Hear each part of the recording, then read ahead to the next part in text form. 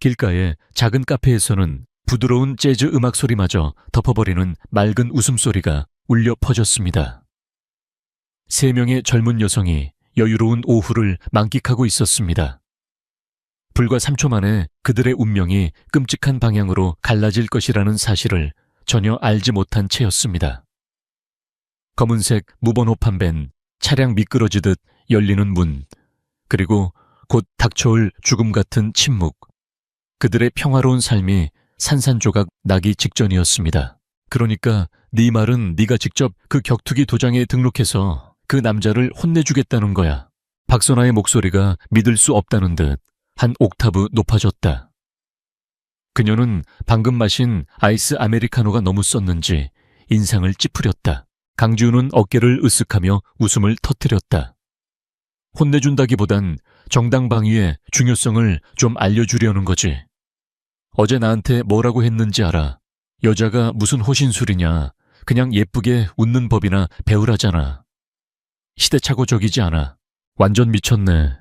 맞은편에 앉은 이수진이 냅킨을 집어던지며 분개했다. 요즘 세상에 그런 말을 하는 인간이 있다니. 지훈아 가서 아주 본때를 보여줘. 네가 왕년에 블랙 위도우로 불렸던 걸 잊었나 봐.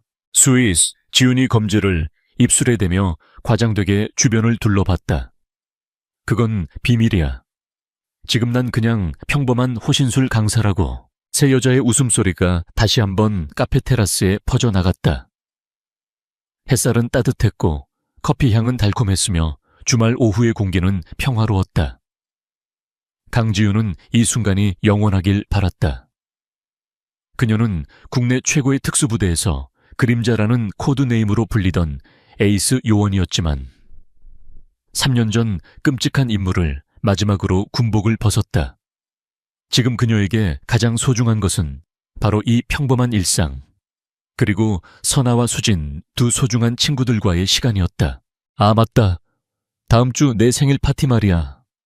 수진이 휴대폰을 들어 캘린더를 확인하려던 찰나였다. 그 일이 일어난 것은 시간이 마치 젤리처럼 느려졌다. 지훈의 훈련된 감각이 먼저 반응했다. 엔진 소리가 아니었다. 그것은 거의 소리가 나지 않는 고성능 전기 모터가 급가속하는 소리였다. 끼익 하는 타이어, 마찰음이 아니라 육중한 차량이 연석에 부딪히는 쿵 하는 둔탁한 소리였다. 검은색 밴 차량 한 대가 인도까지 돌진해 그들의 테이블 바로 앞에 멈춰 섰다. 모든 것이 3초 안에 일어났다. 1초. 차량의 측면, 슬라이딩 도어가 스르륵 소리 없이 열렸다. 안에는 검은색 마스크와 전투복 차림의 남자 2명이 이미 문에 발을 걸친 채 대기하고 있었다. 주어. 선아와 수진이 비명을 지를 틈도 없었다. 두 남자가 동시에 튀어나와 한치의 망설임도 없이 두 사람의 입을 막고 팔을 꺾어 안으로 끌어당겼다. 그들의 움직임은 단순한 폭력이 아니었다. 그것은 수백 번 훈련된 목표물을 회수하는 듯한 기계적인 정밀함이었다. 예신초. 지윤이 의자에서 몸을 날렸을 때 그녀의 손끝은 이미 닫히기 시작하는 문에 스쳤다. 안 돼. 그녀의 외침이 터져 나왔지만 두 친구는 이미 어둠 속으로 사라졌다. 문이 쿵 소리를 내며 닫혔다. 지윤은 차량 뒤쪽으로 몸을 굴렀다. 본능적으로 번호판을 확인했다. 솔삼일시있게아 72710. 그녀는 숫자를 머릿속에 새겼다. 망막에 낙인을 찍듯이 차량은 굉음을 내며 인도를 가로질러 차도로 다시 진입했고 경적을 울려대는 차들 사이로 미친 듯이 사라졌다. 카페 테라스에는 정쪽만이 남았다. 엎질러진 커피가 햇살 아래 검은 강처럼 흘렀고 수진의 휴대폰이 바닥에 떨어진 채 다음 주 생일 파티 알림을 깜빡이고 있었다. 사람들의 비명소리가 그제야 터져 나왔다. 방금 무슨 일이죠? 납치야, 당장 신고해. 지윤은 떨리는 손을 애써 진정시키며 자신의 휴대폰을 꺼냈다. 그녀의 손가락은 얼음장처럼 차가웠지만 112를 누르는 동작은 정확했다. 여보세요. 지금 당장 출동 바랍니다. 방금 제 친구 2명이 납치됐습니다. 장소는 강남구 테헤란로 21길 카페 루나 앞입니다. 차량은 검은색 카니발 번호는 서울 34A7719. 도주 방향은 설릉역 방면입니다. 반복합니다. 서울 34A7719. 서울지방경찰청 강력계 사무실은 늦은 밤에도 불이 꺼지지 않았다. 담배 연기와 값싼 믹스커피 냄새가 뒤엉켜 머리를 아프게 했다. 권태준 형사는 취조실의 단방향 유리를 통해 방 안의 여자를 노려보고 있었다. 강지훈, 나이 30세. 직업 호신술 강사. 전직 특수부대 중사. 그는 그녀의 프로필을 탁 소리나게 책상에 내려놓았다. 팀장님, 저 여자 좀 이상하지 않습니까? 젊은 김 형사가 불안한 듯은 말했다. 친구가 둘이나 눈앞에서 납치됐는데 울지도 않고 소리를 지르지도 않습니다. 아까부터 저 자세 그대로 앉아서 물만 마시고 있습니다. 권태준은 말없이 지훈을 관찰했다. 김 형사의 말대로였다. 그녀는 너무 침착했다. 충격으로 인한 마비 상태라고 하기엔 그녀의 눈빛은 너무 또렷했다. 마치 상황을 분석하고 있는 듯했다. 번호판은 태준이 물었다. 가짜였습니다. 조회 결과 해당 번호는 폐차된 지 5년이 넘은 트럭 번호였습니다. 젠장. 태준이 짧게 욕설을 뱉었다. CCTV는 확인했습니다. 카페 정면 CCTV는 차량이 너무 가까이 붙어서 번호판이 안 찍혔고 반대편 건물 카메라는 화질이 너무 낮아서 식별이 불가능합니다. 유일한 단서는 저 여자의 증언뿐입니다. 태준은 한숨을 내쉬며 취조실 문을 열고 들어갔다. 강지훈 씨, 그의 목소리는 낮고 건조했다. 지훈이 천천히 고개를 들었다. 그녀의 눈은 붉게 충혈되어 있었지만 눈물은 없었다. 다시 한번 묻겠습니다. 번호판을 확실히 봤습니까? 서울 30A719. 확실합니다. 1초 정도 노출됐고 그늘 때문에 아자가 자로 보일 수도 있었지만 각도를 고려했을 때 아가 맞습니다. 태준은 미간을 좁혔다. 보통의 목격자라면 네 확실해요라고 대답할 것이다. 하지만 그녀는 노출 시간과 문자 인식의 오류 가능성까지 언급했다. 번호판이 가짜라면요? 태준이 압박하듯 물었다. 그렇다면 범인들은 처음부터 그 번호를 노출시킬 생각이었겠죠. 나를 혼란스럽게 하거나 수사 방향을 흐트러뜨리기 위해서. 하지만 그 짧은 순간에 가짜 번호판을 달고 움직였다는 건 그만큼 준비가 철저했다는 뜻입니다. 태준은 의자를 끌어 그녀 맞은편에 앉았다. 그는 일부러 그녀의 개인 공간을 침범하듯 가까이 다가갔다. 압박 면접에서나 쓰는 기술이었지만 지훈은 눈 하나 깜짝하지 않았다. 강지훈 씨, 직업이 호신술 강사라고 했죠. 전직 군인이기도 하고. 그렇습니다. 그런데 친구들이 바로 옆에서 납치당하는 동안 당신은 아무것도 못했습니까? 그것은 질문이 아니었다. 비난에 가까운 의혹이었다. 공기가 얼어붙었다. 지훈의 턱이 미세하게 떨렸다. 그녀는 두 손을 꽉 움켜쥐었다. 손톱이 살을 파고들었다. 그들은 전문가였습니다. 그녀의 목소리는 얼음 조각 같았다. 움직임 장비 차량 진입 각도까지. 이건 단순 납치가 아닙니다. 훈련받은 자들의 소행입니다. 제가 의자에서 일어나기도 전에 문은 닫혔습니다. 3초. 정확히 3초 걸렸습니다. 3초. 태준이 그녀의 말을 곱씹었다. 그렇게 정확하게 시간을 쟀다고요. 친구들이 죽을지도 모르는 상황에서 순간 지훈의 눈에서 차가운 분노가 터져 나왔다. 그녀는 상체를 앞으로 숙이며 태준을 정면으로 쏘아봤다. 권태준 형사님, 당신은 지금 목격자를 신문하는 겁니까? 아니면 용의자를 취조하는 겁니까? 진실을 알고 싶을 뿐입니다. 진실은 이겁니다. 내 친구들이 사라졌어요. 그리고 당신들은 가짜 번호판 하나에 막혀서 아무것도 못하고 있죠. 내가 침착해 보인다고요. 내가 지금 여기서 울고불고 소리 지르면 선아와 수진이가 돌아옵니까? 그녀의 목소리가 격앙되기 시작했다. 내가 군대에서 배운 건 딱 하나입니다. 위기 상황일수록 냉정해져라. 감정은 판단을 흐리게 만드니까 난 내가 해야 할 일을 했습니다. 번호판을 외웠고 차종을 확인했고 도주 방향을 증언했습니다. 이제 당신들이 해야 할 일을 하세요. 내 친구들, 제발 찾아주세요. 마지막 문장에서 그녀의 목소리가 갈라졌다. 애써 눌러왔던 공포와 절망이 틈을 비집고 새어나왔다. 태주는 잠시 그녀의 눈을 바라봤다. 그는 수많은 피해자와 목격자를 봐왔다. 하지만 이런 눈빛은 처음이었다. 분노와 죄책감, 그리고 그 모든 것을 억누르고 있는 강철 같은 의지. 그는 자리에서 일어났다. 그녀의 침착함이 연기가 아니라는 것을 깨달았다.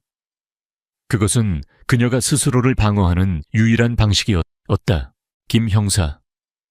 태준이 취조실을 나오며 말했다. 저 여자 말이 맞아. 이건 단순 납치가 아니야. 특수훈련을 받은 놈들이다. 그 번호판이 가짜인 걸 알면서도 노출시켰다. 이건 우리를 향한 조롱이야. 그럼 이제 어떡합니까, 팀장님? 번호판이 가짜라도 상관없어. 강지훈 씨가 신고한 시간과 장소는 정확해.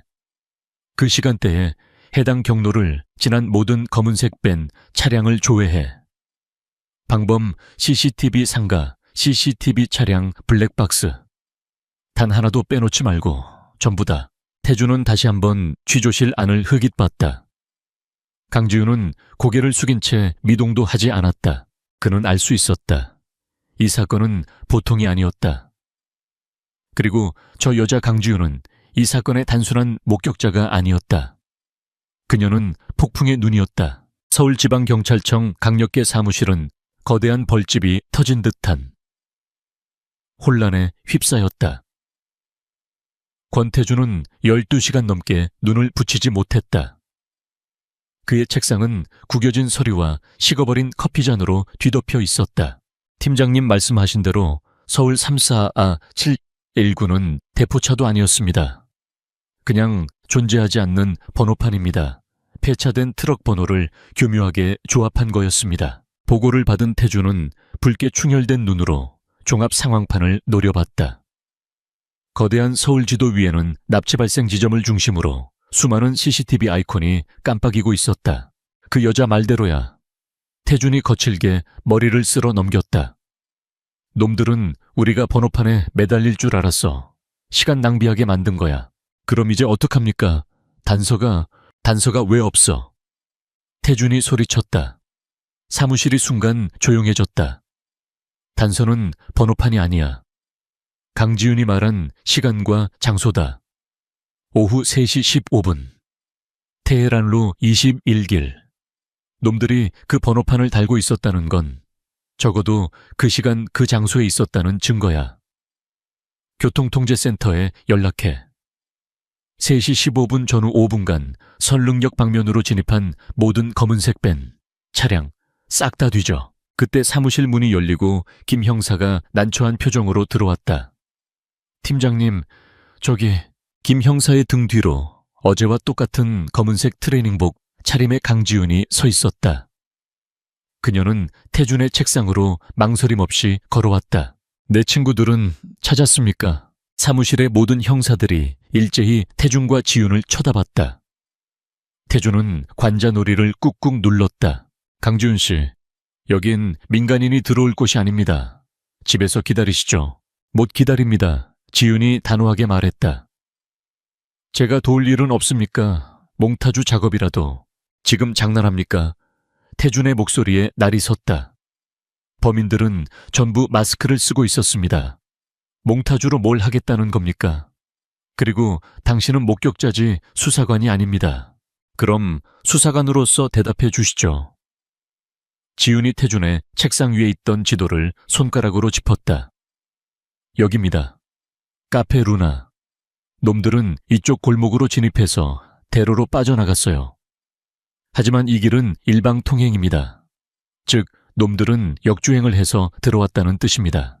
태준의 눈이 가늘어졌다. 그게 이 골목은 평소에도 유동 인구가 많습니다. 역주행을 감수하면서까지 그 자리에서 납치했다는 건 그 장소가 아니면 안 됐다는 뜻이죠. 왜일까요? 거긴 사각지대입니다. 반대편 건물 카메라는 화질이 낮고 삼각 카메라는 각도가 안 나오죠. 놈들은 이 모든 걸 알고 있었습니다. 태주는 입을 다물었다.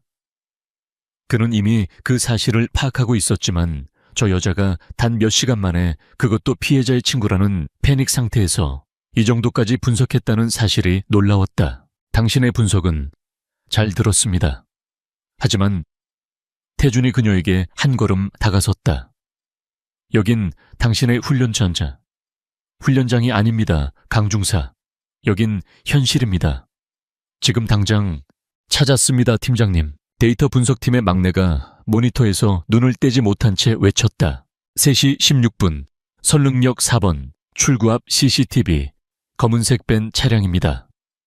번호판은 없습니다. 번호판을 아예 떼어버렸습니다. 사무실 공기가 팽팽하게 당겨졌다. 제이의 쫓아가. 태준이 명령했다. 다음 CCTV. 네, 3시 18분 강남 세무서 사거리. 3시 20분 학동역 방면. 3시 23분 성수대교 남단. 젠장 이놈들 속도를 안 줄입니다. 형사들이 모니터 앞으로 몰려들었다. 지훈 역시 그들 뒤에서 숨을 죽인 채 화면을 지켜봤다. 태준은 그녀를 쫓아내려다 이내 포기하고 수사에 집중했다. 추적은 숨 가쁘게 이어졌다. 검은색 밴은 마치 유령처럼 서울 시내의 복잡한 도로망을 꿰뚫고 있었다. 신호 위반은 기본 아슬아슬한 고개 주행을 이어가며 경찰의 추적 카메라망을 비웃는 듯 했다. 이놈들 목적지가 어딥니까? 강북 쪽입니다, 보쇼. 계속 북쪽으로요. 추적을 이어가던 막내의 손가락이 멈췄다. 왜 그래? 팀장님, 이상합니다. 3시 35분 한남동 독서당로 진입 확인됐습니다. 그런데 그 이후로 사라졌습니다. 사라지다니 무슨 말이야. 독서당로에서 옥수역으로 빠지는 길목에 오래된 터널이 하나 있습니다. 지금은 거의 사용하지 않는 구형 서비스 터널입니다. 차량이 그 터널로 진입하는 것까지 찍혔는데 출구 쪽 카메라에는 아무것도 찍히지 않았습니다. 태준은 재킷을 집어들었다. 김 형사 기동타격대 3팀 당장 터널로 출동해 전원 실탄 장전해. 독서당로의 낡은 터널은 도시의 흉터처럼 남아있었다. 입구는 잡초가 무성했고 조명은 절반 이상이 깨져 있어 안은 칠흑처럼 어두웠다.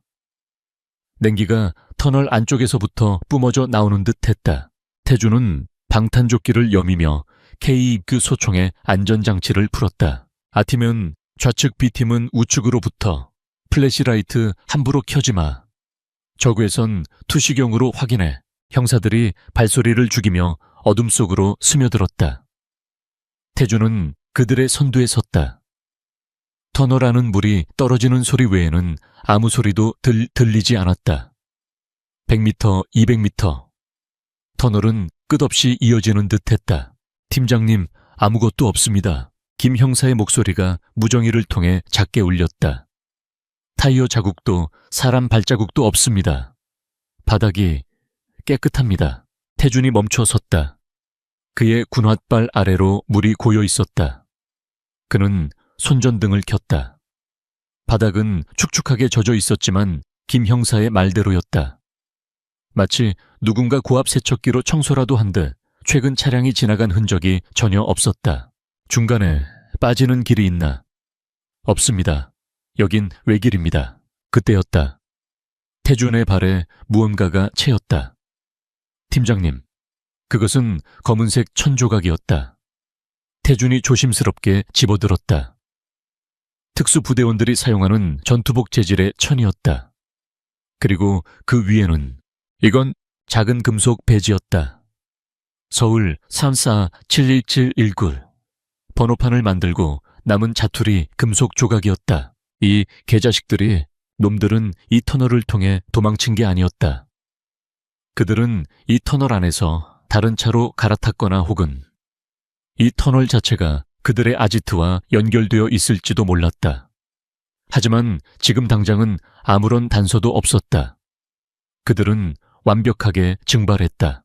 수사가 다시 원점으로, 아니 원점 이하로 추락했다. 태준이 터널 입구로 걸어 나왔을 때 그는 믿을 수 없는 광경을 목격했다. 강지훈이 폴리스 라인 뒤편에서 이쪽을 뚫어져라 쳐다보고 있었다. 그녀가 어떻게 여기까지 따라왔는지 알 수 없었지만 지금 그게 중요한 게 아니었다. 태준은 분노에 차 그녀에게 성큼성큼 걸어갔다.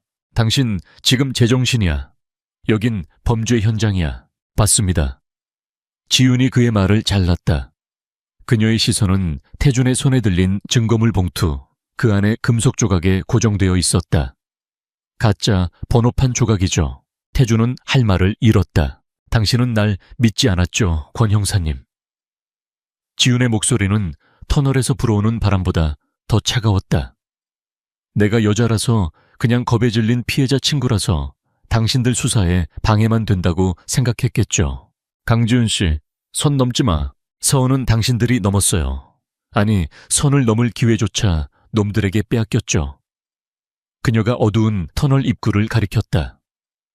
저기가 끝입니까? 저 차가운 어둠 속에 내 친구들이 있는데 당신들은 여기서 멈출 겁니까? 우린 최선을 다하고 있어. 당신이 모르는 수사 기법이라는 게 최선. 지훈이 코웃음을 쳤다. 당신들의 최선이 고작 이 텅 빈 터널이라면 내 친구들은 이미 죽은 목숨이나 다름없겠네요. 그 말은 태준에게 비수처럼 꽂혔다. 형사로서의 자존심과 한 인간으로서의 무력감이 그를 동시에 찔렀다. 집으로 돌아가 강지훈 씨. 태준이 차갑게 말했다.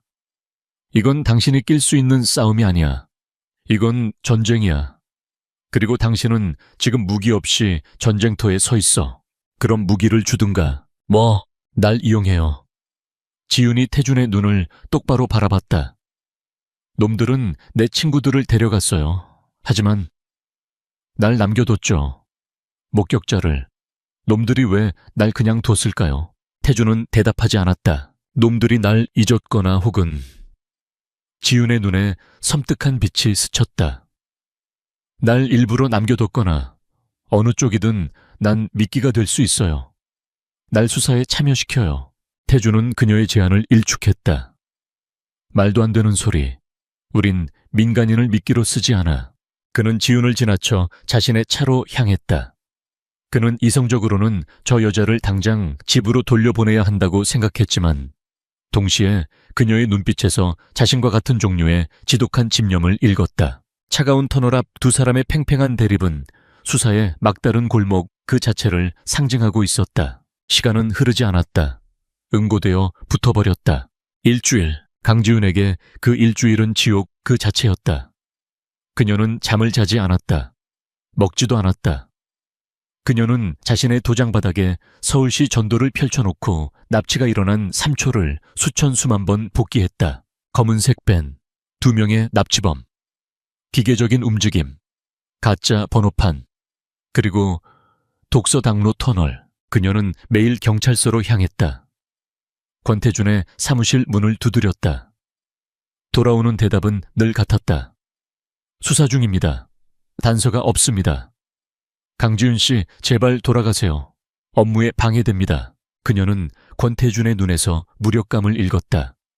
그 무력감은 그녀의 절망을 더욱 깊게 파고들었다. 권태준 역시 미치기 일보 직전이었다. 독서당로 터널은 완벽한 교착 상태였다. 그들은 터널의 모든 벽면 바닥 천장을 샅샅이 뒤졌다. 비밀 통로 따위는 없었다. 놈들은 터널 안에서 차를 청소하고 유유히 다른 차로 갈아타고 사라진 것이 분명했다.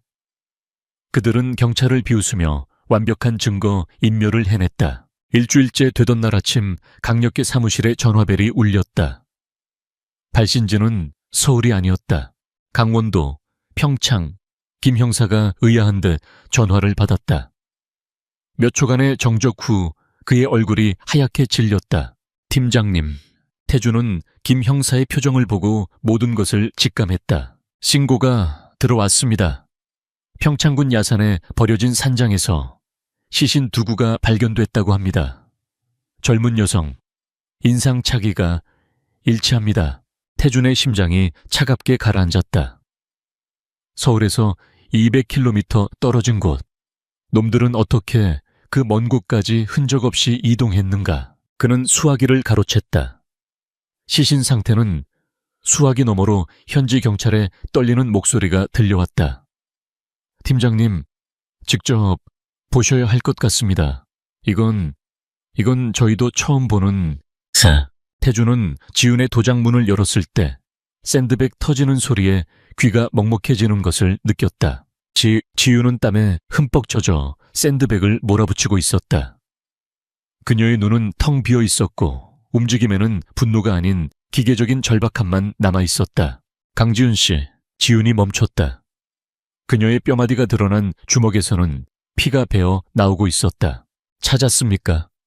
그녀의 목소리는 쇠가 긁히는 듯 거칠었다. 태주는 대답 대신 차 키를 꺼내 보였다.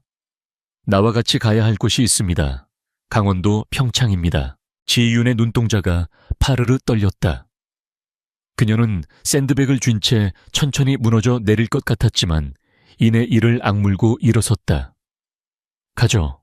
2시간 반 동안의 운전은 지독한 침묵 속에서 이루어졌다. 태주는 몇 번이나 입을 열어 그녀에게 마음의 준비를 하라고 말하려 했지만 그 어떤 말도 이 상황을 준비시킬 수는 없었다. 지우는 창밖만 바라봤다. 그녀의 옆모습은 일주일 만에 10년은 늙어버린 듯했다. 현장은 깊은 산속 등산객들의 발길이 끊긴 지 오래된 버려진 산장이었다. 늦은 오후의 안개가 스멀스멀 피어오르며 을씨년스러운 분위기를 자아냈다.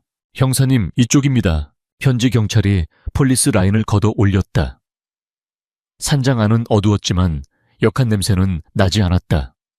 오히려 이상할 정도로 깨끗했다. 권 팀장님, 저기...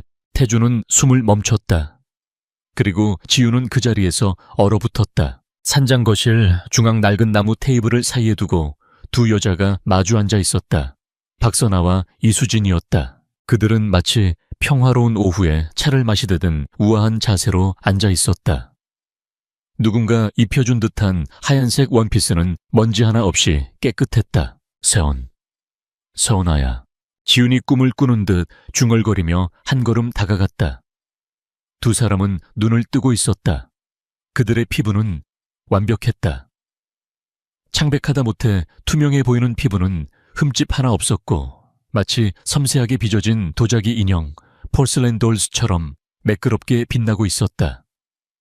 그들은 죽은 것이 아니라 마치 시간이 멈춘 밀랍 인형처럼 보였다. 만지지 마. 태준이 소리쳤지만 지우는 이미 수진의 뺨을 향해 떨리는 손을 뻗고 있었다.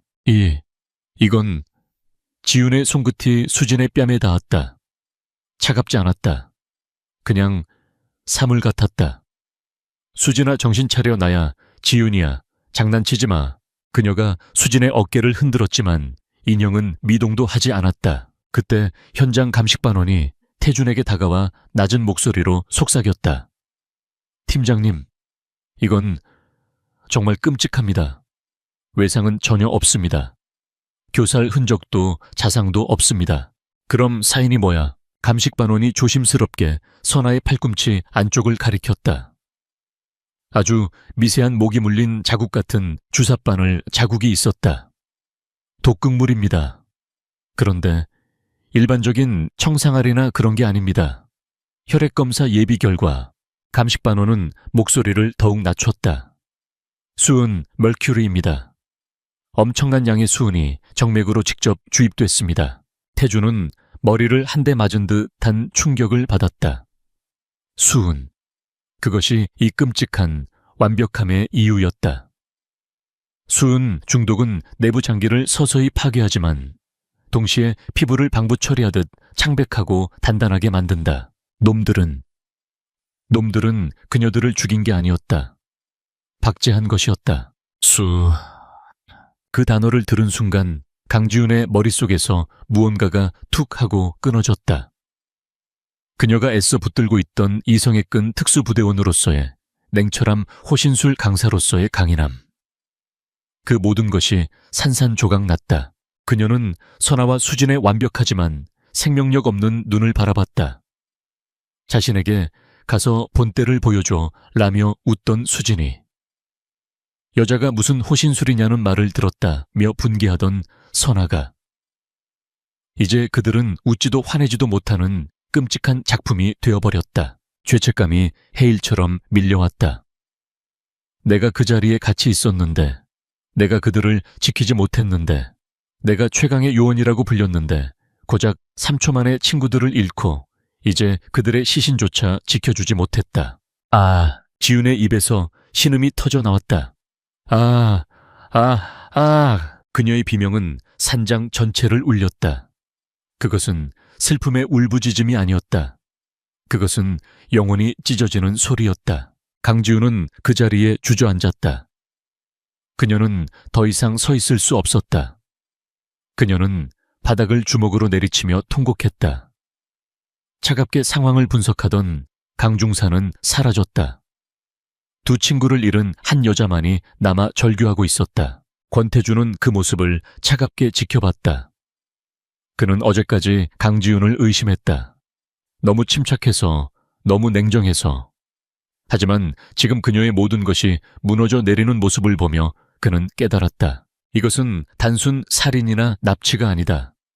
이것은 인간의 영혼을 파괴하는 행위다. 범인들은 강지훈이 이렇게 무너질 것을 알고 있었을까? 그래서 그녀를 살려둔 것일까? 이 끔찍한 작품의 첫 번째 관객으로 소름 끼치는 전율이 태준의 등을 타고 흘렀다. 그는 이성을 잃고 울부짖는 지윤에게 다가갔다. 그녀의 어깨는 가냘프게 떨리고 있었다. 그는 말없이 자신의 재킷을 벗어 그녀의 어깨에 덮어주었다. 그의 눈은 산장 안의 두 인형을 향해 있었다.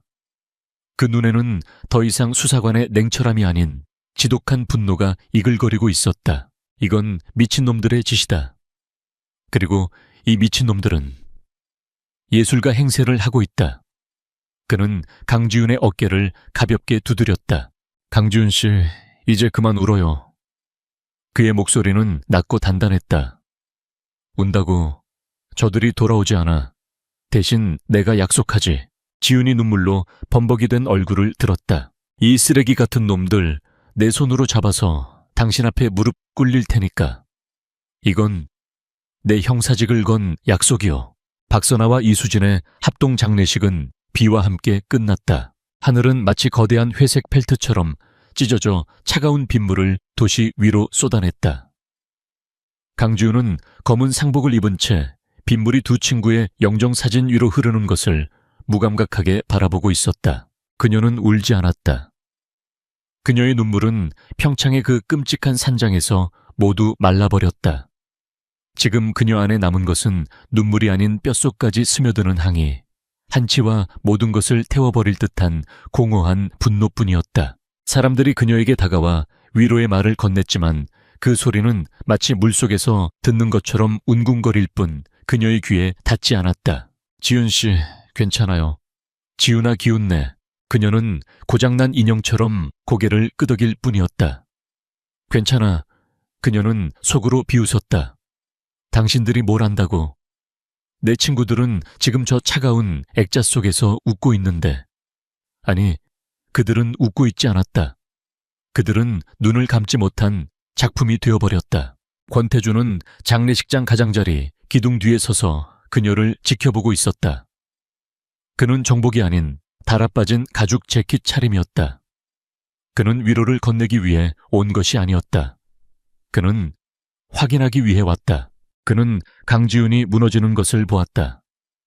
그리고 지금 그녀가 다시 일어서려 하지만 그 방법을 잊어버린 사람처럼 위태롭게 흔들리는 것을 보고 있었다.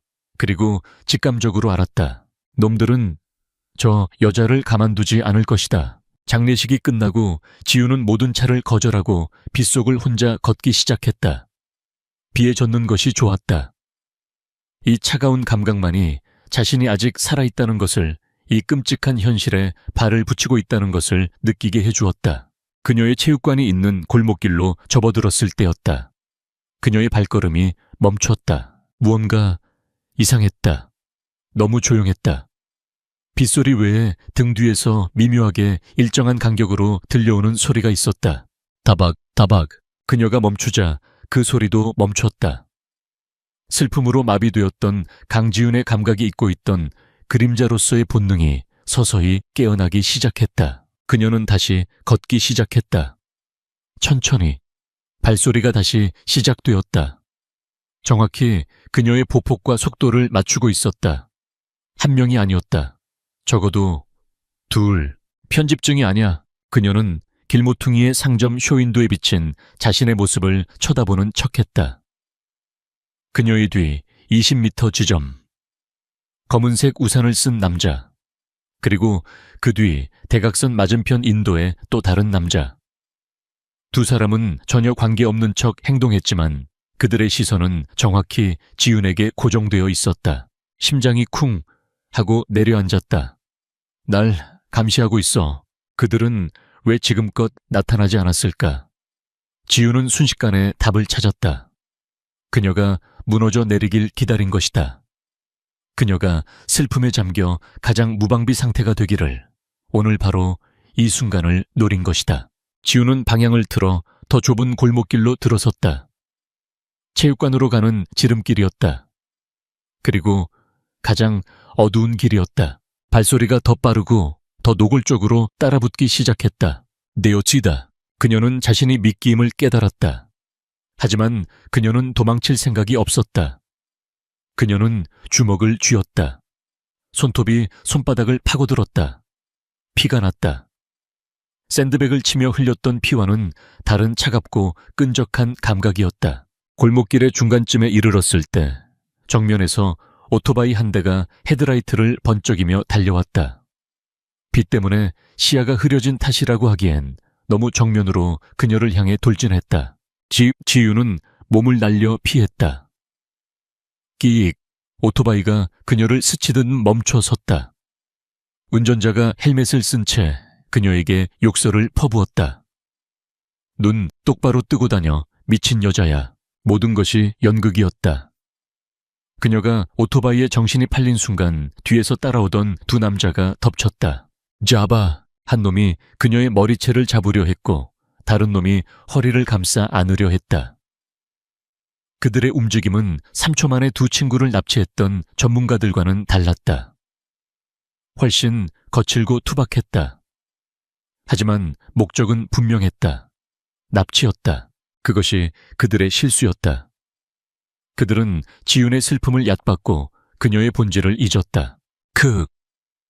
머리채를 잡으려던 남자의 손목이 지윤에게 붙잡혔다. 지윤은 울고 있던 여자가 아니었다. 그녀는 몸을 회전시키며 남자의 팔을 꺾었다. 우두둑 하는 끔찍한 뼈소리와 함께 남자가 비명을 질렀다. 이 인연이. 뒤에 있던 남자가 주먹을 날렸다. 지윤은 몸을 숙여 피하는 동시에 팔꿈치로 남자의 명치를 정확히 가격했다. 컥 하는 소리와 함께 남자가 숨을 토해내며 무릎을 꿇었다. 뭐해 빨리. 오토바이 운전자가 소리치며 허리춤에서 칼을 꺼내 들었다. 하지만 지윤은 더 빨랐다. 그녀는 무릎 꿇은 남자의 등을 박차고 뛰어올라 오토바이 운전자를 향해 공중 발차기를 날렸다. 헬멧을 썼음에도 불구하고 충격을 이기지 못한 남자가 오토바이와 함께 옆으로 넘어졌다. 빗속에서 3명의 장정이 1명의 여자를 상대로 처참하게 쓰러져 있었다. 지우는 흠뻑 젖은 채 가쁜 숨을 몰아쉬었다. 그녀의 눈은 더 이상 슬픔에 차 있지 않았다. 분노와 살기, 샤치로 이글거렸다. 그때였다. 그녀가 예상치 못한 네 번째 인물. 골목 입구에 세워져 있던 흰색 봉고차의 운전석 문이 열렸다. 젠장 쓸모없는 새끼들. 운전자가 욕설을 뱉으며 그대로 엑셀을 밟아 지윤을 향해 돌진했다. 도망칠 곳이 없었다. 좁은 골목길이었다. 지윤은 눈을 감았다. 선아야, 수진아, 미안해. 나도 여기까지인가 봐. 쾅! 엄청난 충격음이 골목길을 울렸다. 하지만 지윤이 느낀 고통은 없었다.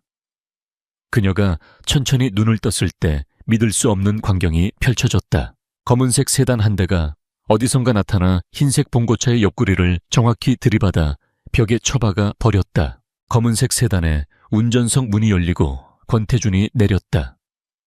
그는 찌그러진 차체는 아랑곳하지 않고 권총을 뽑아들고 봉고차 운전석을 겨눴다. 움직이지 마, 경찰이다. 그는 지훈을 한번 힐끗 보더니 쓰러진 3명의 남자를 확인했다. 그의 얼굴에는 놀라움과 복잡 미묘한 감정이 스쳐 지나갔다. 강지훈 씨. 그가 총을 내리지 않으던 채 말했다. 내가 알던 그 호신술 강사 맞습니까? 지훈은 대답 대신 긴장이 풀린 듯 다리에 힘이 빠져 벽에 주저앉았다. 태준은 부서진 봉고차로 다가가 의식을 잃은 운전자의 얼굴을 확인했다. 마약 청과가 있는 자범이었다. 이놈들은 전문 납치범이 아니야. 태준이 낮게 읊조렸다. 하청업자들이군. 그는 지훈에게 다가와 빗물에 젖어 얼굴에 달라붙은 그녀의 머리카락을 치워주려다. 멈췄다. 대신 그는 자신의 재킷을 다시 벗어 그녀에게 던져주듯 덮어주었다. 이련아, 당신이 약한 척했던 건지 아니면 지금 강한 척하는 건진 모르겠지만 그의 목소리는 한층 더 무거워져 있었다. 놈들이 당신을 노리고 있어. 이건 확실해. 목격자를 제거하려는 게 아니야. 당신 말대로 당신을 수집하려는 거야. 다음 상품으로 지훈의 동공이 격렬하게 흔들렸다. 그 끔찍한 수은 인형이 될 다음 차례가 자신이라는 것을 깨달았다. 태준은 그녀의 팔을 잡아 일으켜 세웠다. 그의 힘은 거칠었지만 이상하게도 안정감이 있었다. 당신 집, 당신 체육관. 이젠 어디도 안전하지 않아. 지금부터 날 따라와. 당신은 더 이상 단순 목격자가 아니야. 특수 보호 대상자다. 권태준의 검은색 세단은 사이렌도 켜지 않은 채 빗속을 유령처럼 미끄러져 나갔다. 강지훈은 턱을 떨고 있었다. 빗물 때문인지 공포 때문인지 아니면 방금 3명의 남자를 무력화시켰던 아드레날린이 식으면서 찾아온 항의 때문인지 알 수 없었다. 그녀는 태준이 덮어준 재킷을 움켜쥐었다. 그의 채취와 화약 냄새가 희미하게 섞여 있었다. 어디로 가는 거죠? 안전가옥. 태준의 목소리는 내비게이션처럼 감정이 없었다. 경찰서는 안 됩니다. 그놈들이 당신 동선을 파악하고 하청업자까지 보냈다는 건 우리 내부에 놈들의 눈이 있을 가능성도 배제할 수 없다는 뜻입니다. 지희윤은 입술을 깨물었다. 내부의 눈. 모든 것이 그녀가 겪었던 특수부대 시절의 공작과 닮아 있었다. 차는 한강변에 버려진 창고나 낡은 모텔이 아닌 최고급 주상복합 아파트의 지하 주차장으로 들어섰다. 태준은 여러 개의 보안 카드를 찍고 복잡한 경로를 거쳐 엘리베이터에 올랐다. 여기가 안전가옥이라고요. 지훈이 30층에서 내리며 물었다. 복도는 호텔 스위트룸처럼 조용했다. 가장 비싼 곳이 가장 안전한 법입니다. 태준이 마지막 디지털 도어락을 열며 말했다. CCTV는 24시간 감시되고 출입 인원은 모두 기록되죠. 적어도 자범들은 여기까지 못 따라옵니다. 집안은 집이라기보단 모델하우스에 가까웠다. 차가운 대리석 바닥가죽 소파 한강의 야경이 통유리창으로 펼쳐져 있었지만 사람 사는 온기라고는 전혀 없었다. 여기서 한 발짝도 나가지 마십시오. 창가에도 함부로 서 있지 말고. 필요한 건 태준이 냉장고를 열었다. 텅 비어 있었다. 내가 사오겠습니다. 잠깐만요. 지훈이 그를 막아섰다. 여기서 그냥 숨어 있으라고요. 친구들이 그렇게 죽었는데 날 다음 상품으로 노리고 있는데 난 아무것도 못하고. 그렇습니다. 태준이 그녀를 정면으로 바라봤다. 당신은 지금 그림자 강중사가 아니라 저들의 표적 강지훈입니다. 당신이 살아있어야 우리가 저놈들 꼬리를 잡을 수 있습니다. 그의 말이 맞았다. 하지만 인정하고 싶지 않았다. 지훈은 신경질적으로 머리를 쓸어 넘기며 거실을 어슬렁거렸다. 여기 무슨 운동기구 하나 없어요. 샌드백이라든가. 이대로 있으면 미쳐버릴 것 같은데 미치되오라도 여기서 미치십시오.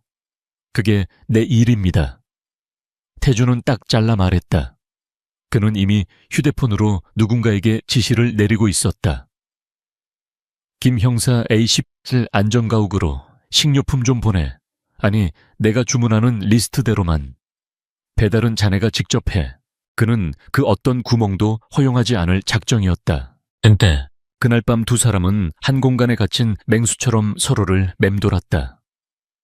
태주는 거실 소파에서 노트북으로 수사 자료를 검토했고, 지우는 가장 작은 방에서 맨손으로 스트레칭과 명상을 반복했다. 자정 무렵 초인종이 울렸다. 지우는 방에서 튀어나왔고, 태주는 이미 권총을 든 채 인터폰 앞에 서 있었다. 팀장님, 접니다, 김 형사. 화면 속 김 형사가 잔뜩 사 온 식료품 봉투를 들어 보였다. 태주는 문을 열어 물건만 받고 김 형사에게 몇 가지 지시를 내린 뒤 바로 문을 닫았다. 김 형사는 단 한마디도 불평하지 않았다. 이제 먹죠? 태준이 봉투를 식탁에 내려놓았다. 지유는 그제야 자신이 24시간 넘게 아무것도 먹지 못했다는 것을 깨달았다. 위장이 고통스럽게 요동쳤다. 하지만 그녀가 봉투 안을 들여다보았을 때 그녀는 어이없는 웃음을 터뜨렸다. 이게 다예요.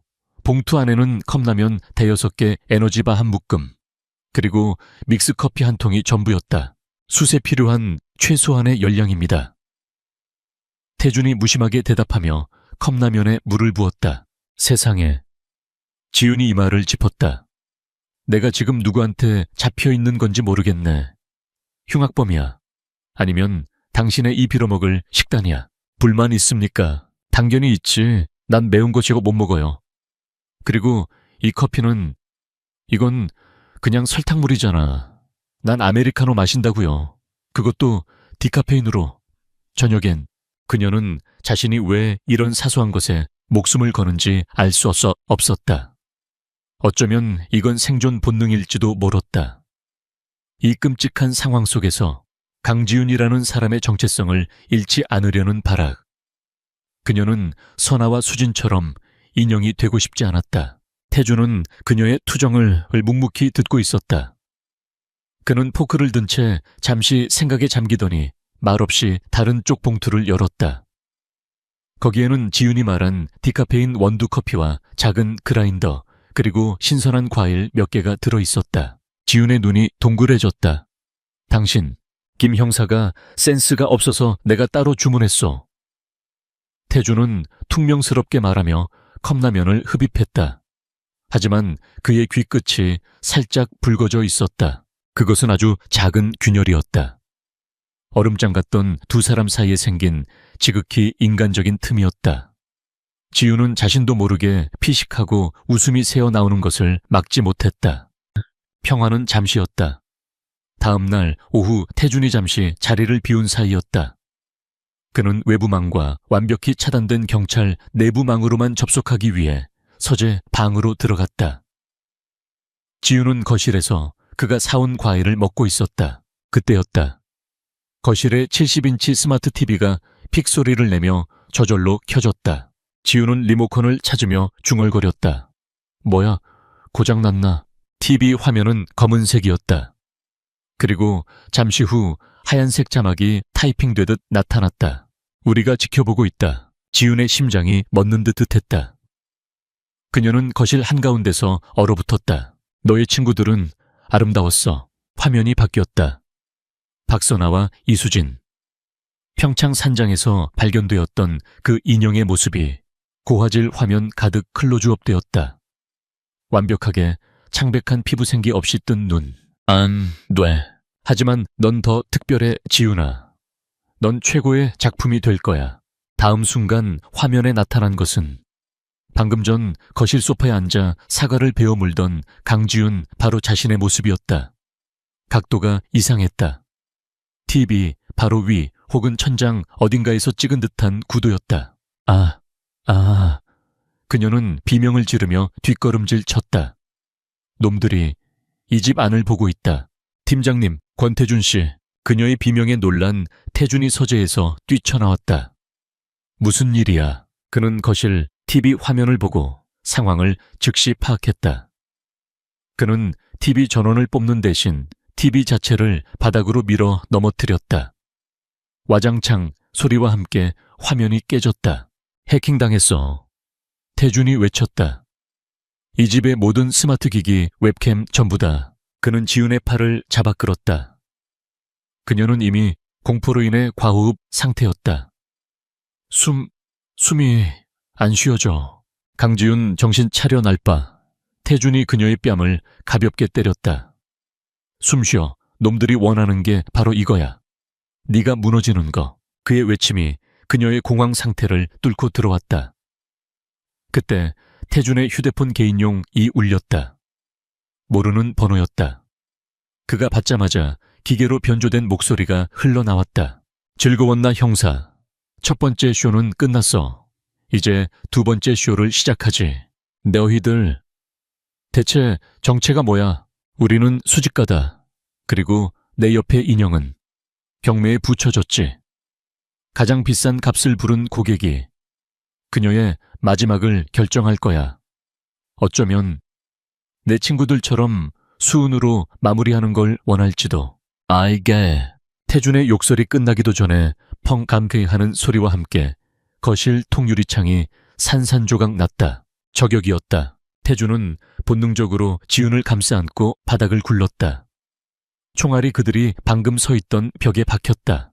젠장. 두 번째 총알이 소파를 꿰뚫었다. 한강 맞은편 건물 혹은 드론을 이용한 저격일 수도 있었다. 이곳은 더 이상 안전가옥이 아니었다.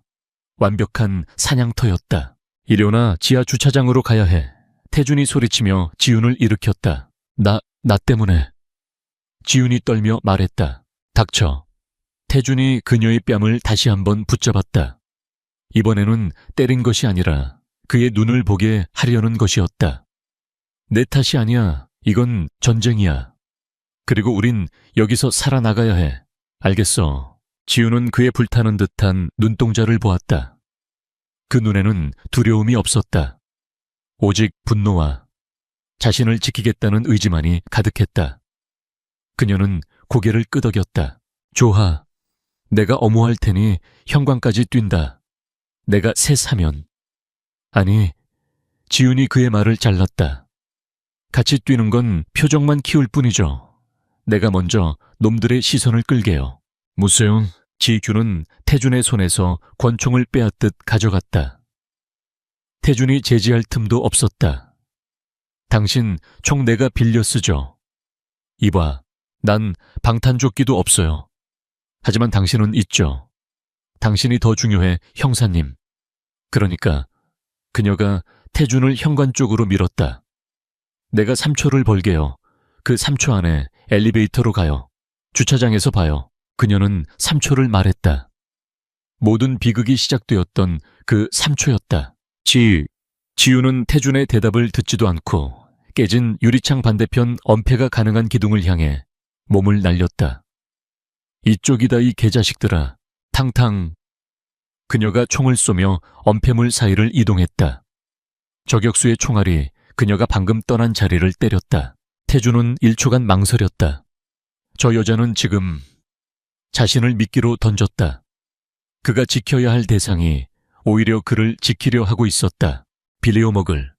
그는 지훈이 만들어준 3초의 틈을 놓치지 않고 현관문으로 몸을 날렸다. 권태준은 1초간 얼어붙었다. 3초. 강지훈이 3초를 말했다. 모든 비극의 시작이자 그녀가 그토록 되돌리고 싶어 했던 그 시간. 그녀는 지금 그 3초를 자신을 위해 쓰겠다고 했다. 이 미친. 탕탕탕. 저격수의 총알이 거실 기둥을 박살내며 콘크리트 파편을 튀겼다. 지훈은 태준의 권총을 쥔 채 이미 반대편 벽으로 굴러가고 있었다. 가 빨리. 지훈이 소리쳤다. 태준은 이를 악물었다. 그는 보호 대상자가 자신을 엄호하는 최악의 상황을 맞이했다. 하지만 그는 프로였다. 망설임은 둘 다 죽게 만들 뿐이다. 주차장에서 5분 그때까지 안 오면 내가 다시 올라온다. 그는 약속인지 협박인지 모를 말을 내뱉고는 현관문으로 몸을 날렸다. 현관문을 열자마자 그는 다시 한번 멈춰 섰다. 엘리베이터가 닝 소리와 함께 30층에 도착해 있었다. 네오치다. 문이 열렸다. 안에는 말끔한 정장 차림의 남자 2명이 서 있었다. 그들은 김 형사처럼 식료품 봉투를 들고 있지 않았다. 그들의 손에는 소음기가 달린 권총이 들려 있었다. 청소부들이었다. 이런. 정장 한 명이 씩 웃으며 방아쇠를 당기려던 순간 태주는 이미 움직이고 있었다. 그는 문틀을 박차고 엘리베이터 안으로 몸을 던졌다. 좁은 공간, CQC 근접 전투의 영역이었다. 배역, 태준의 팔꿈치가 첫 번째 남자의 턱을 가격했다. 푸식, 소음기가 달린 총이 태준의 방탄조끼를 때렸지만 태준은 아랑곳하지 않고 남자의 손목을 꺾어 총을 빼앗았다. 두 번째 남자가 태준의 등을 잡으려 했지만 태준은 방금 빼앗은 총의 개머리판으로 그의 관자놀이를 내리쳤다. 두 명의 청소부가 비좁은 엘리베이터 안에서 순식간에 무력화되었다. 빌려 먹을 내부 소행이 확실해. 태준은 엘리베이터 비상 버튼을 누르고 지훈에게 연락하려 했지만 그녀는 개인 휴대폰을 가지고 있지 않았다. 한편 지훈은 거실에서 저격수와 숨바꼭질을 하고 있었다. 탕. 총알이 그녀가 방금 숨었던 소파를 꿰뚫었다. 젠장 화력이 너무 좋아. 이건 단순 저격수가 아니야. 군용이야. 그녀는 태준이 현관으로 사라진 것을 확인했다. 좋아. 그는 갔어. 이제 내 차례다. 그녀는 엘리베이터로 갈 수 없다는 것을 알았다. 놈들은 분명 계단에도 매복해 있을 것이다. 그녀는 깨진 통유리창 쪽을 바라봤다. 30층, 뛰어내릴 순 없었다. 하지만 그녀는 거실의 장식용으로 걸려있던 두꺼운 커튼을 찢어내렸다. 그리고 소파 다리에 한쪽을 묶었다. 미친 짓이야. 하지만 유일한 길이야. 저격수가 다시 총을 쏘는 순간 지훈은 깨진 창문 밖으로 몸을 날렸다. 그녀는 30층 외벽에 매달렸다. 저격수는 당황했다. 목표물이 시야에서 사라졌다. 지훈은 커튼을 로프 삼아 아슬아슬하게 29층 발코니로 착지했다. 발목이 시큰거렸지만 뼈는 붙어 있었다. 후. 그녀는 29층의 유리문을 깨고 집 안으로 들어갔다. 다행히 빈집이었다. 그녀는 땀과 비명으로 범벅이 된 채 비상계단을 향해 달렸다. 지하 2층 주차장. 끼익. 태준의 세단이 주차 공간에서 급하게 튀어나왔다. 그가 조수석 문을 열었다. 타. 지훈이 차에 몸을 던져 넣는 순간 주차장 입구에서 검은색 SUV 2대가 헤드라이트를 번쩍이며 그들의 앞을 가로막았다. 젠장 늦었잖아. 지훈이 소리쳤다. 5분이라고 했지 3분이라고 안 했어. 태준이 으르렁대며 핸들을 꺾었다. 타이어 마찰음이 주차장을 찢을 듯 울렸다. 태준의 세단과 검은색 SUV가 좁은 주차장에서 숨막히는 추격전을 벌이기 시작했다. 쾅. SUV 한 대가 태준의 차 뒷부분을 들이받았다. 창문 열어 태준이 소리쳤다. 뭐? 창문 열고 쏴 저놈들 타이어라도 터뜨려. 이거 당신 차야. 게다가 난 총알이 몇 발 남았는지도 몰라. 내 차 걱정할 때야. 쏴. 지훈은 창문을 내리고 SUV를 향해 조준했다. 흔들리는 차 안에서 정확한 사격은 불가능했다. 그녀는 대신 천장을 쐈다. 탕탕. 뭐 하는 거야? 천장에 쏴서 뭐해? 스프링클러. 지훈의 외침과 동시에 주차장 천장에 스프링클러가 터지며 물을 쏟아내기 시작했다. 순식간에 주차장은 물바다가 되었고 시야는 혼란에 빠졌다. 지금이야. 태준은 이 기회를 놓치지 않았다. 그는 핸들을 꺾어 물보라를 일으키며 SUV의 시야에서 벗어났고 그대로 주차장 출구에 차단기를 들이받으며 도로로 탈출했다. 빗속을 달리는 세단 안은 침묵으로 가득 찼다. 태준의 차는 옆구리가 찌그러지고 뒷범퍼가 너덜거렸다. 두 사람은 땀과 물 그리고 분노로 흠뻑 젖어 있었다. 먼저 침묵을 깬 것은 태준이었다. 내 총, 그가 낮게 말했다. 다시는 함부로 만지지 마. 그럼 당신도. 지훈이 숨을 고르며 대꾸했다. 다시는 나를 보호 대상처럼 취급하지 마. 당신의 그 보호 때문에 죽을 뻔했으니까. 뭐라고 태준이 믿을 수 없다는 듯 그녀를 쳐다봤다. 당신의 안전가옥은 해킹당했어. 당신 동료들은 뚫렸다고 놈들은 당신들 머리 꼭대기에서 놀고 있어. 그런데도 날 그 좁은 방에 가둬놓고 가만히 있으라고. 그게 당신의 방식이야. 시익균의 목소리는 분노로 떨리고 있었다. 내 친구들은 작품이 됐어. 놈들은 날 경매에 붙였다고 했어. 그런데 당신은 나한테 컵라면이나 먹이고 있었잖아. 그럼 어쩌라고? 태준이 처음으로 그녀에게 소리쳤다. 그의 눈이 붉게 충혈되었다. 어쩌길 바랐는데. 그래, 다 뚫렸어. 경찰, 내부망까지 의심되는 상황이야. 내가 믿을 수 있는 놈은 아까 그 멍청한 김 형사밖에 없어. 그런 상황에서 내가 뭘 더 할 수 있었는데.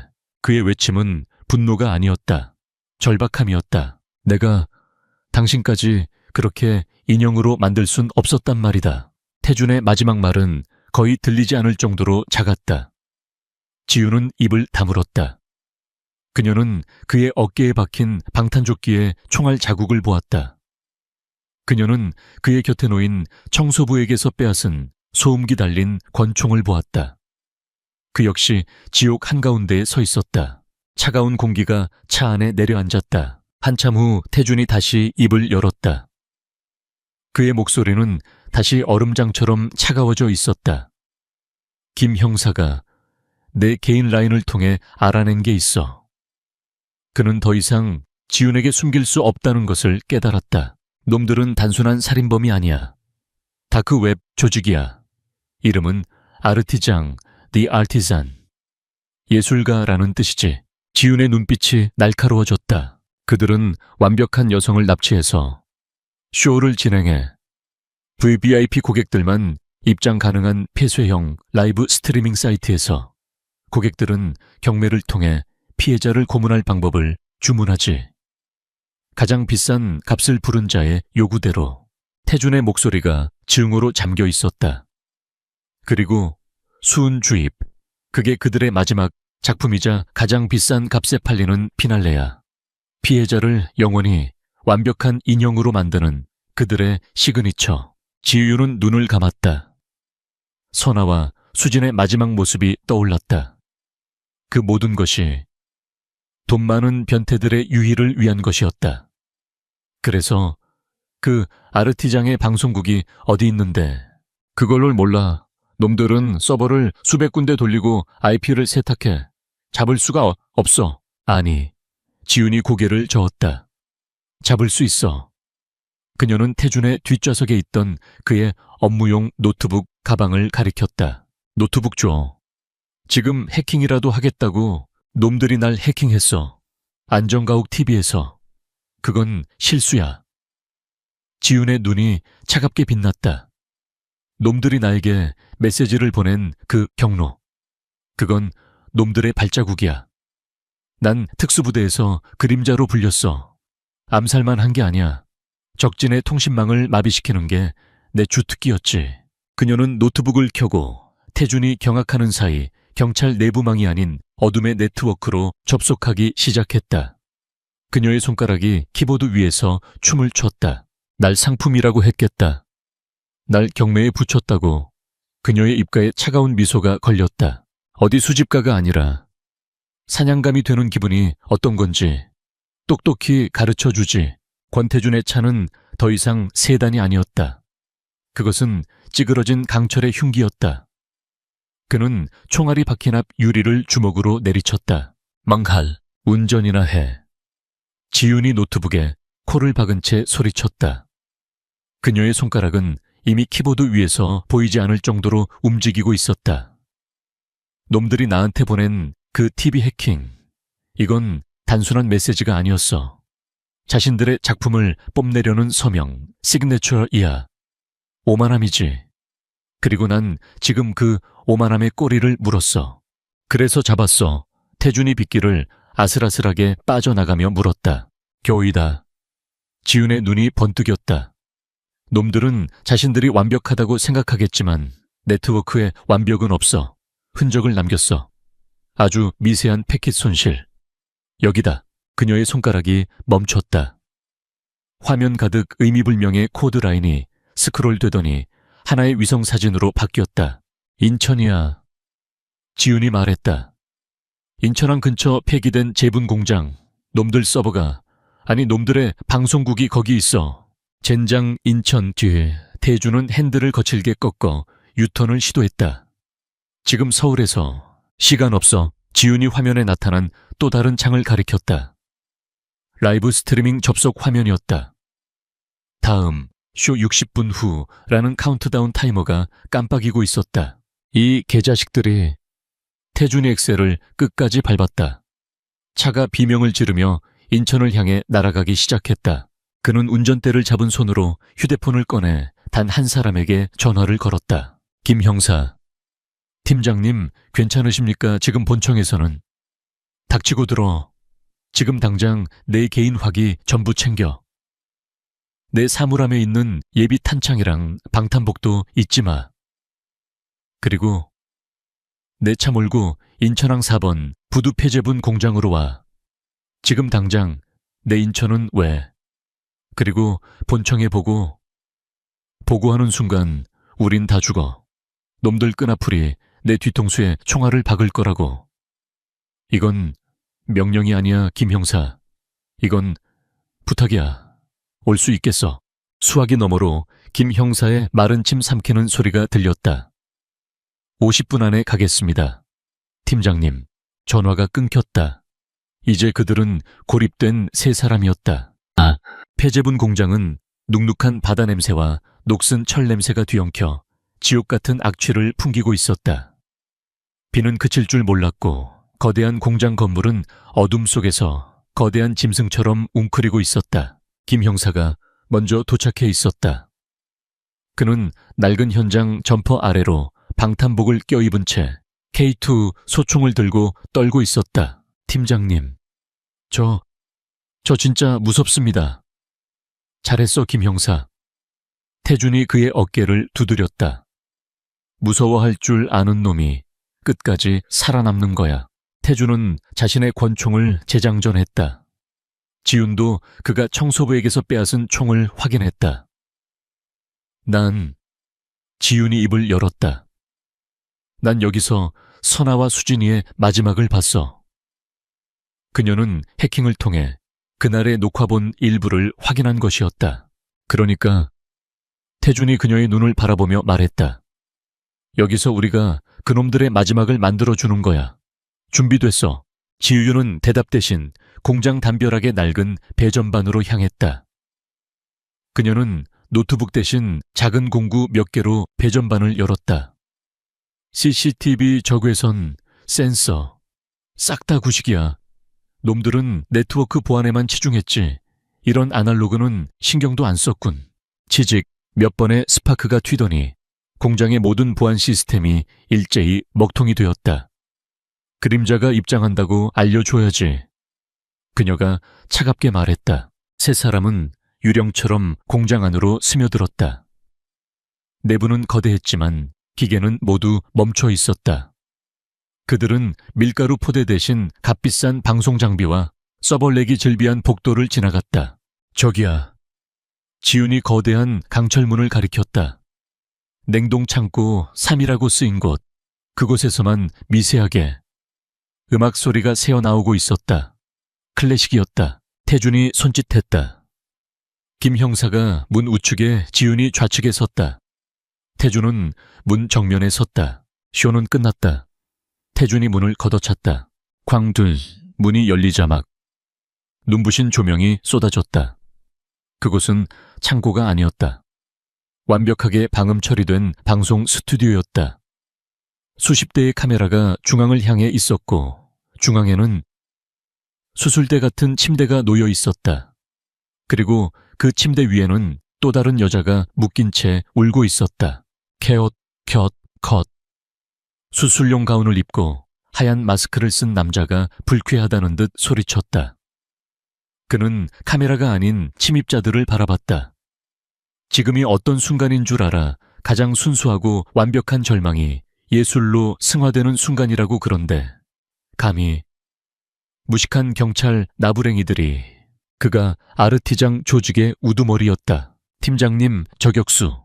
김 형사가 소리쳤다. 스튜디오 2층 캐스워크의 검은 옷을 입은 경호원들이 총구를 겨누고 있었다. 지훈 씨 피해. 태준이 소리치며 김 형사와 함께 엄폐물 뒤로 몸을 날렸다. 타타타탕 총갈이 스튜디오를 휩쓸었다. 하지만 지훈은 피하지 않았다. 그녀는 태준이 소리치는 순간 이미 반대 방향으로 달리고 있었다. 경호원들이 아닌 아르티장을 향해서. 이 미친. 아레우티장기 당황하며 허리춤에서 권총을 꺼내려 했다. 지훈은 그보다 빨랐다. 그녀는 방송 장비 카트를 발로 차 그에게 밀어붙였고 남자가 균형을 잃은 사이 그의 팔을 꺾어 제압했다. 선아, 수진이. 그녀가 으르렁거렸다. 내 친구들에게 무슨 짓을 했지? 예술 그들은 영원히 아름다운 작품이 된 거야. 지훈이 분노로 이성을 잃고 그의 머리를 내리치려던 순간 지훈아 뒤에 태준의 절박한 외침이 들렸다. 지훈이 보지 못한 곳 스튜디오의 숨겨진 문에서 또 다른 경호원이 나타나 그녀의 등을 향해 총을 겨누고 있었다. 태준은 엄폐물에서 뛰쳐나왔다. 2층의 저격수들이 그를 향해 불을 뿜었다. 탕탕. 총알이 그의 방탄복을 때리고 팔을 스쳤다. 그가 경호원에게 총을 쏘려 했지만 이미 늦었다. 경호원의 방아쇠가 당겨지려 하고 있었다. 안 돼.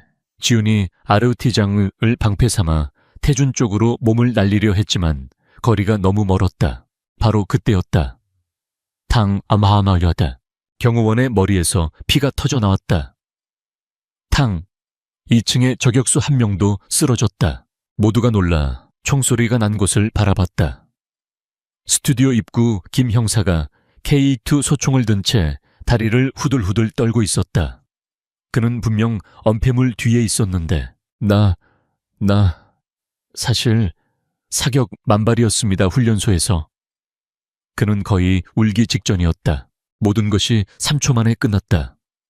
살아남은 저격수가 도망치려 했지만 태준이 쏜 총에 다리를 맞고 추락했다. 아르티장은 지훈에게 제압당한 채 바닥에서 신음하고 있었다. 태준이 긴장이 풀린 듯 총을 떨어뜨리며 벽에 기댔다. 그의 팔에서는 피가 흐르고 있었다. 권태준 씨, 지훈이 그에게 달려갔다. 그녀의 눈에는 처음으로 분노나 살기가 아닌 순수한 공포가 어려 있었다. 괜찮아. 그녀가 그의 팔을 붙잡았다. 피가 묻어나는 것을 보자 그녀의 손이 떨렸다. 방탄복 덕분이지. 태준이 거친 숨을 몰아쉬었다. 그런데 그는 지훈의 어깨를 바라봤다. 아까 카트를 밀칠 때 튀어나온 금속 파편에 긁힌 듯 그녀의 어깨 역시 찢어져 피가 배어 나오고 있었다. 두 사람은 피투성이가 된 채 서로를 바라봤다. 김 형사가 묶여있던 여자를 풀어주며 횡설수설하고 있었다. 괜찮습니다. 경찰입니다.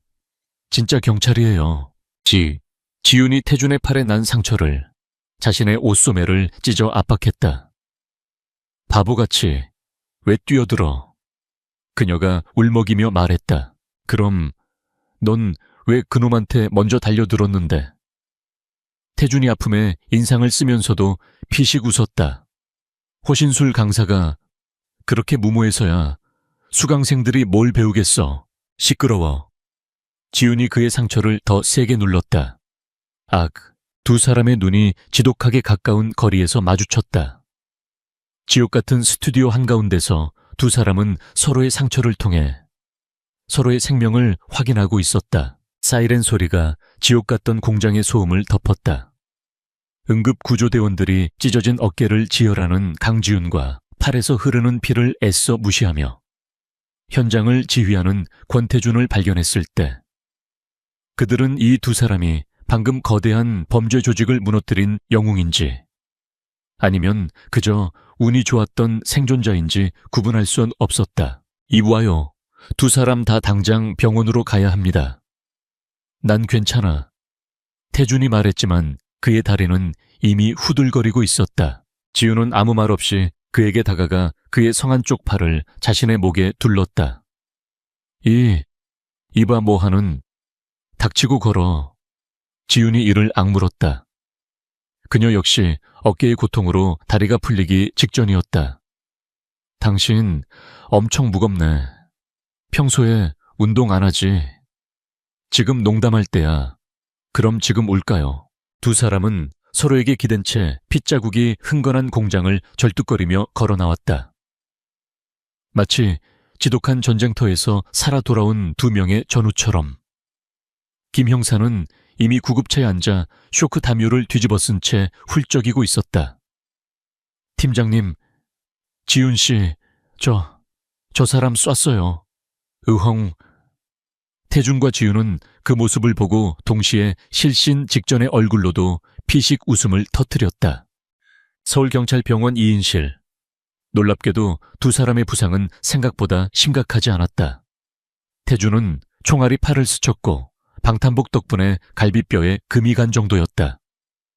지윤은 어깨 근육이 찢어졌지만 신경은 무사했다.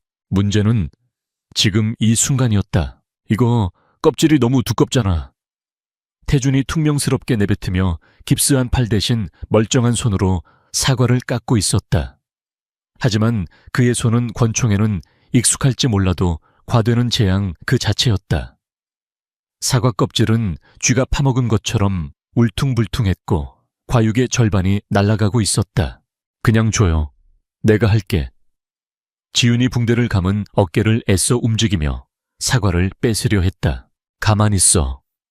태준이 그녀의 손을 저지했다. 환자는 환자답게 굴라고 했지. 당신 어깨 10cm만 더 찢어졌으면 평생 팔 못 쓸 뻔했어.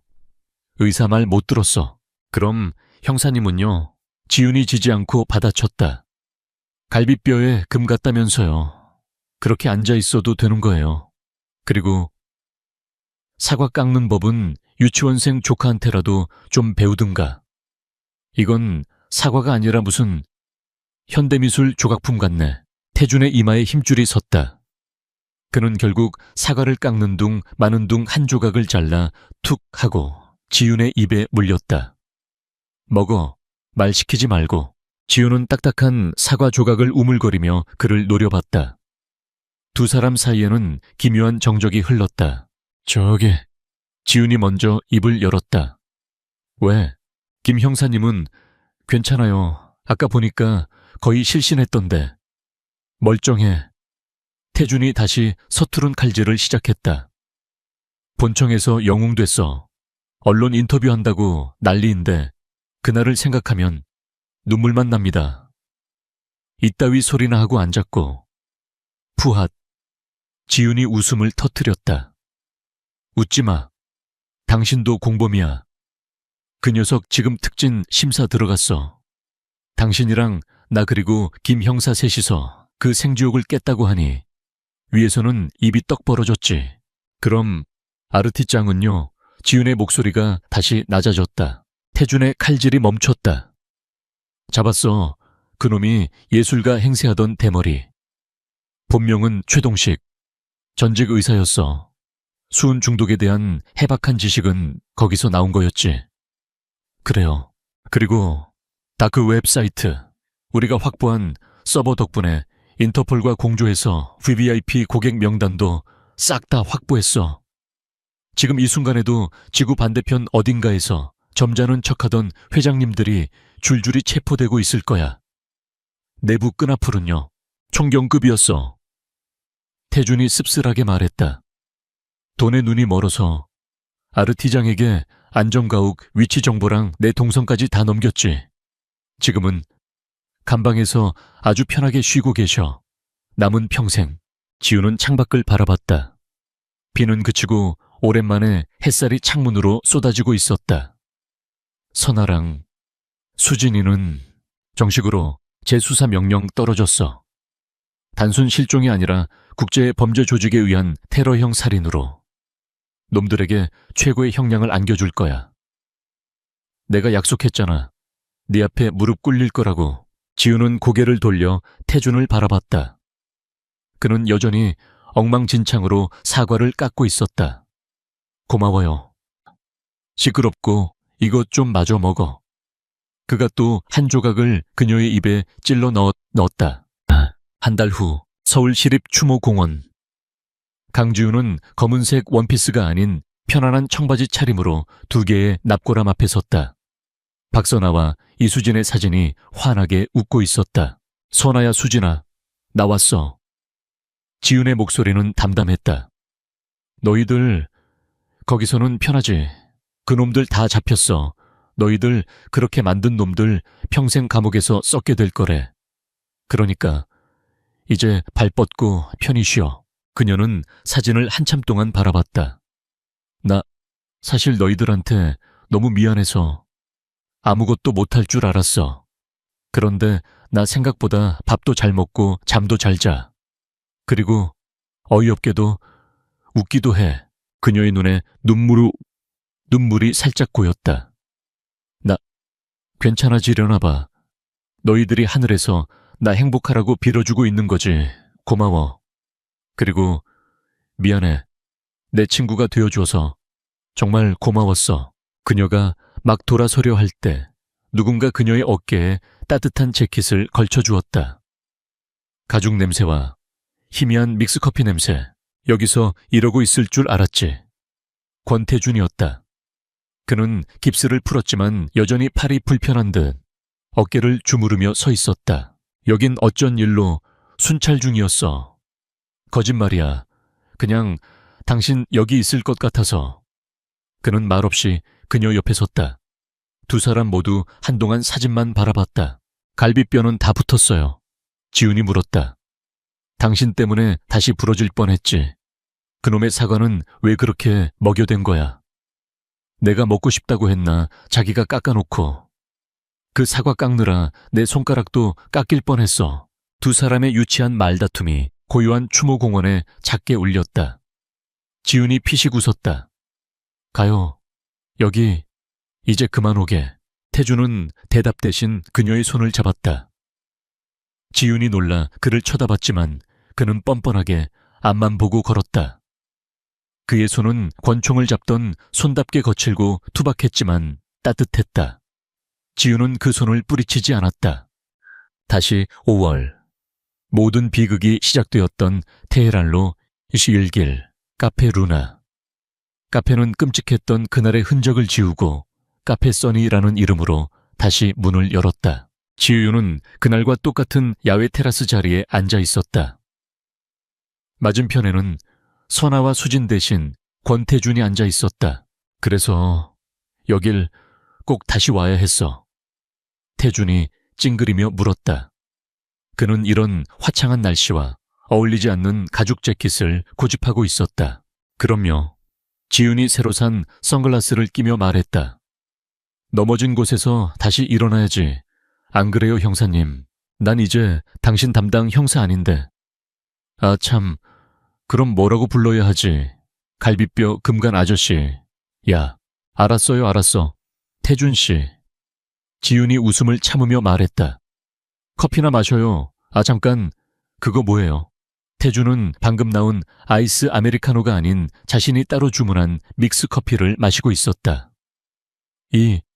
이걸 여기서도 마셔요. 그 설탕물을. 어쩔래? 내 입맛이야. 당신 디카페인인지 뭔지 하는 밍밍한 것보단 100배나. 2 사람이 티격태격하는 사이 끼익 쾅 오토바이 한 대가 급정거하며 굉음을 냈다. 배달 오토바이가 물건을 떨어뜨린 것뿐이었다. 하지만 그 소리, 그 3초, 강지훈의 몸이 얼어붙었다. 그녀의 손에 들려있던 포크가 땡그랑 소리를 내며 바닥에 떨어졌다. 그녀의 호흡이 가빠지기 시작했다. 3초, 차문, 검은 옷, 사라지는 친구들. 그때 거칠고 따뜻한 손이 그녀의 손을 덮었다. 권태준이었다. 그는 총을 찾지도 범인을 찾지도 않았다. 그는 그저 패닉에 빠진 지훈의 손을 꽉 잡았다. 지훈아. 그가 처음으로 그녀의 이름을 불렀다. 날 봐. 지훈이 떨리는 시선으로 그를 바라봤다. 괜찮아. 그냥 오토바이야. 그의 목소리는 낮고 흔들림 없었다. 아무 일도 없어. 아무도 당신을 데려가지 않아. 아무도. 지훈의 가빠진 숨이 서서히 잦아들었다. 그녀의 손에 힘이 돌아왔다. 그녀는 그의 손을 마주 잡았다. 3초. 그녀가 중얼거렸다. 난 아직도 그 3초가 알아. 태준이 그녀의 손을 자신의 얼굴 가까이로 가져갔다. 그 3초가 평생 당신을 괴롭힐지도 몰라. 하지만 강지윤, 그의 눈이 그녀를 똑바로 바라봤다. 앞으로 당신의 모든 3초는 내가 옆에 있을게. 그러니까 그가 지윤의 손등에 아주 가볍게 입을 맞췄다. 다시는 혼자 무서워하지 마. 지윤은 대답 대신 맞은편의 설탕물, 커피를 자신의 앞으로 가져왔다. 그리고 한 모금 마셨다. 우액 진짜 맛없네. 야, 그거 내 거야. 지윤이 환하게 웃었다. 5월의 햇살이 이번에는 정말로 눈부시게 따뜻했다. 길고 어두웠던 터널이 드디어 끝났다. 강지훈과 권태준의 이야기에 함께해 주셔서 감사합니다. 인생은 길고 어두우며 때로는 출구가 보이지 않는 터널과도 같습니다. 하지만 포기하지 않는 한 빛은 분명히 터널 끝에 있습니다. 그리고 더 중요한 것은 당신의 가장 무서운 3초를 함께 지나가 줄 사람이 언제나 곁에 있을 것이라는 사실입니다. 감사합니다. 다시 뵙기를 바랍니다. 다시